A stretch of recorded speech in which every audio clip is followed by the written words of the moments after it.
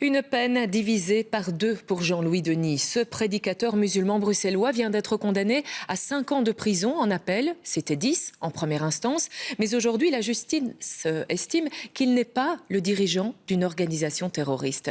Lucie Dendoven. Condamné à 10 ans de prison ferme en janvier dernier, Jean-Louis Denis, dit le soumis, voit sa peine désormais rabotée de moitié en appel. Ses avocats sont satisfaits.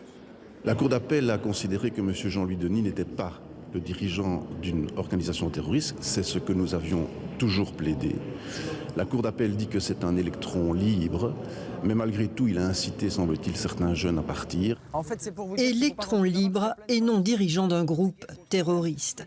Par contre, les preuves ne manquent pas qu'il incitait à la haine, notamment contre les juifs, et qu'il poussait les jeunes au djihad.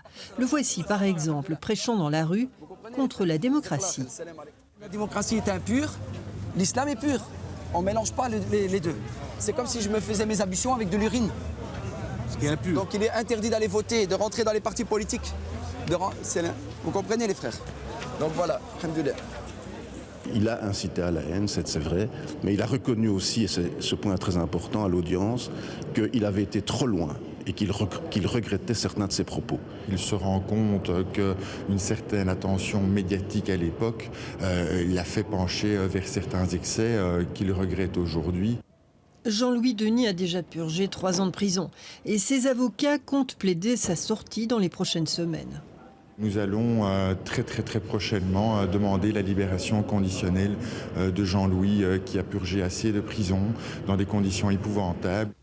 Quant à Sana, sa femme, que l'on voit ici, présente ce matin au tribunal, elle a vu son acquittement confirmé.